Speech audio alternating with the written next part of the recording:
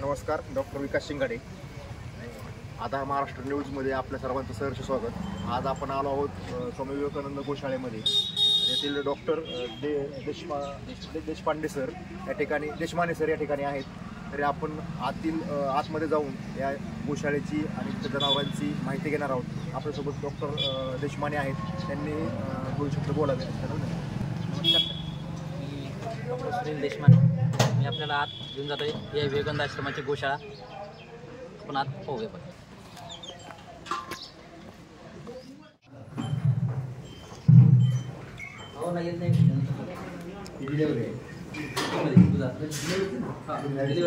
ते ह्याचं सांगायचं ना ते ह्याचं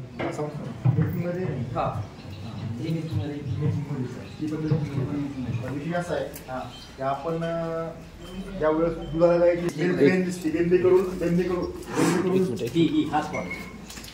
ह्या स्पॉट पण ह्याच्या दिसतात 2-3 झाल्या. हिला पण आहे साईडला. हा बछडा आम्ही तयार केलेला आहे आमच्या डेअरी फार्मवरचा आहे. सध्या आता 5 महिन्याची प्रेग्नंट आहे. हिच्यासोबत अजून एक तयार केली आहे. जे आकाराचे कान म्हणजे गिरणा जे आकाराचे कान आहे खाली त्याच्यामुळे जी आकाराचे कान शिंगा हा पोर्शन जे हा बल्जिंग असायला पाहिजे. तसं जाड शिंगा खालून अशी वरती पाहिजे. हे गिरचं मुख्य लक्षण आहे. तिच्यासोबत हा दुसरा बछडा थोडंच तयार केली आम्ही. ही 6 महिन्याची प्रेग्नंट आहे. काय कान गिरण आकार कपाळ शिंग या गायला म्हणतात ओरिजिनल गिर गाय. इथे शिंगाचा आकार बघा, तिचा बल्जिंग पोर्शन जो बघा, जे कान पाहायचे जे आकाराचे कान येतं. बेंबीला आहे खाली असं पूर्ण पोळी लोंबली आहे. बल्जिंग पोर्शन आलेलं आहे खालीच्या. बेंबी लोंबती असलेली पाहिजे खाली. वशिंड पूर्ण बैलासारखं वरती आहे. याला म्हणतात ओरिजिनल गिर. याला म्हणतात ओरिजिनल गिर. पिण्याचा टँक आहे हा, पाण्याचा पिण्याचा टँक आहे. इनलेट झालेलं आहे. बोर आहे ना. हां, धुवायचं म्हणजे पाणी कुठे पलीकडे साईडला इनलेट आहे. हां, आउटलेट खाली याला वरतून भरलेलं पाणी स्वच्छ आहे. पाण्यामध्ये कुठली पावडर वापरतो? पाण्यामध्ये पावडर वगैरे नाही वापरत. आणि जर 8 दिवसाला तिसऱ्या चौथ्या चुन्याचा लेप मारत असतो पूर्ण आतून साईडला पूर्ण. तो पूर्ण वाळल्यानंतर मग टँक भरून घ्यायचा. 3-4 दिवसाचा पूर्ण एकदम निकल 4 पाणी असते. त्या चुना मारल्यामुळे त्यांची कॅल्शियमची कमतरताही भरून मिळते. चुना कुठला मारता? आपला खडी चुना एकदम खडी साधा आणि तंबाखूला लावतो तो नाही. तो नाही, खडी चुना आपण म्हणजे खडी चुना म्हणतो. खडी चुना मार्केटला भेटतो. बाहेर तो आणायचा, भिजू घालायचा. नंतर त्याचा पूर्ण हे हाऊ धुतल्यानंतर आतून रंगवायचा. पूर्ण रंगवायचा. बुडाला आणि साईड नाही पूर्ण सुकवायचा. किती दिवस? 3-4 घंटा सुकून जातो. परत पाणी सोडून द्यायचं लागेल. परत 8 दिवस पाणी स्वच्छ राहतो. हो, कमतरता भरून खडी चुना. नमस्कार, आज आपण इथं स्वामी विवेकानंद गोशाळेमध्ये आलेलो आहोत. डॉक्टर विकास शिंगाडे. इथे यांना जो पिण्याचा पाण्याचा टँक जो केलेला आहे जनावरांसाठी, इथं जनावरं मुक्तमध्ये येऊन पाणी पितात सर्व. या टँकला आतल्या बाजूने त्यांना खडी चुनानं पेंटिंग केलेलं आहे. हे पेंटिंग ते 8 दिवसाला करतात आणि 2-3 तास पेंटिंग केल्यानंतर हा सुकतो. सुकल्यानंतर यात पाणी भरतात.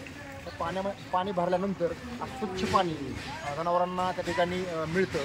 आणि भिंतीला जो लावलेला चुना आहे, कलर रंग दिलेला आहे, तो पाण्यामधून थोडा पाण्यामध्ये मिक्स होत राहतो.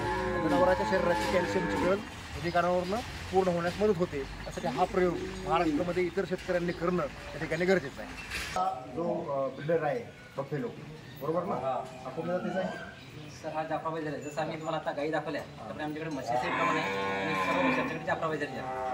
गुळ लागतो तो आम्ही सर्व नॅचरली वापरला असल्यामुळे हा गुळ तयार केलेला आहे. तयार हा जाफराबादीचा गुळ तयार आहे म्हशीसाठी. हा, म्हशीसाठी original Jafarabadi. Original Jafarabadi. Sir, हे आपण खाद्यपूरक चारासोबत जे खाद्यपूरक लागतो त्यामध्ये आपण सरकी पेंटचा वापर करतो. त्याच्यासोबत आपण आता हे भिजू घालण्याची चालू आहे. ते आंबोळ्यासाठी याच्यात ढेप, आपल्याकडे जी चक्कीमध्ये चुरी वगैरे असते किंवा भरड धान्य म्हणतो आपण, ते याच्यासोबत एक पोतं मिक्स करत असतो. ते पूर्ण मिक्स करून प्रत्येक गाईला मग तिच्या दुधानुसार दिले जाते. गिर रोळ आपण आता गाई पाहिल्या गिरचा ब्रिडर गिरचा ब्रिडर ओरिजिनल गिर ब्रिडर. बघा त्याचे शिंग बघा आता तुम्हाला त्याच्यात प्रॉपरली दिसून आले सगळे लक्षण त्याचे कान बघा त्याचे. जे आकाराचे त्याच्यातून परत एक मुख्य लक्षण मी मला सांगायचं विसरून गेलो. यांच्या डोळ्यामध्ये नेहमी करता पाणी असते जे आपण आई म्हणजे पाणी झरते डोळ्यातून. गिरचं अजून एक महत्त्वाचं लक्षण आहे केव्हा यांच्या डोळ्यातून पाणी झरत राहते सारखं. आणि खाली जे तुम्ही बघा म्हणले ते पोर्शन बेंबी अशी लोमती पाहिजेत. बेंबी लोमती आहे कपाळ असं रुंद एकदम खाली आणि शिंग असे क्रॉस नंतर आम्ही घेऊन जाऊ अशा काही असं आणून ठेवलेलं आहे. आणि आपल्या सुक्या चाऱ्याचा गोडाऊन. हा चारा आहे सोयाबीनचा भूस तुरीचा भूस. हा मी आता पूर्ण जेव्हा पिकं निघतात तेव्हा जमा करून घ्यायचा बाहेर शेतकऱ्याकडून काही घरच्या शेतीतला जमा करायचा गोडाऊनमध्ये साठवून ठेवायचा. पाण्याने भिजला नाही पाहिजे. पावसाळ्याच्या पाण्याने भिजला नाही पाहिजे. आता टाइम वापरतो जनावरांना हा एक टाइम दिवसात आणि हिरवा एक टाइम दोन टाइम चाराची व्यवस्था पण 15 ते 20 किलो बजेट लावून ठेवायचं. बजेट लावून ठेवायचं. ते इथं या गोशाळेमध्ये तूर भुसा आहे किंवा सोयाबीनचा भुसा त्यामध्ये मिक्स आहे. आता आपल्याला जनावरांना हे द्यायचं ड्रायफ्रूट का द्यायचं आहे आपल्याला. ड्रायफ्रूट म्हणजेच कोरडा चारा. तुम्ही आज तुमच्या या ठिकाणी स्वामी विवेकानंद गोशाळेमध्ये आम्हाला जी विविध प्रकारच्या संगोपनाची माहिती दिली त्याच्यामध्ये की पाणी व्यवस्थापन, हिरवा चाऱ्याचं व्यवस्थापन, कोरड्या चाऱ्याचं व्यवस्थापन, सरकी ड्रेपच्या स्वरूपामध्ये पशुखाद्याचं व्यवस्थापन, या ठिकाणी म्हशींचं नैसर्गिक रेतन, या ठिकाणी गिरगाईंची क्वालिटी, गाभण गिरगाई, प्रेग्नंट गिरगाई किंवा दूध देणाऱ्या गाई, आणि या ठिकाणी तुम्ही गिरचा ब्रिडर त्याच्यामध्ये बफेलोमध्ये बुल्स याची माहिती दिली त्याबद्दल मी तुमचं अतिशय मनपूर्वक आभार आहे. तुम्ही या गोठ्याचं नियोजन पाहताय. या गोठ्याचं नियोजन मी डॉक्टर ॲज अ डॉक्टर या नात्यानं पाहताय. मीही जनावरांचा डॉक्टरच आहे, तुम्ही डॉक्टर आहात. मी डॉक्टर या नात्यानं पाहताय. तर तुमचं या ठिकाणी अतिशय महत्त्वाची गोष्ट जी आहे चारा व्यवस्थापन आणि खाद्य व्यवस्थापनापेक्षा या ठिकाणी मेडिकलला आणून साधारण महत्त्व आहे. तुम्ही जे लक्ष देऊन इथं करताय या संस्थेमध्ये या गोशाळेमध्ये हे अतिशय अप्रतिम आहे. अप्रतिम आहे आणि तुमच्या जनावरांची क्वालिटी खूप अशी जबरदस्त आहे.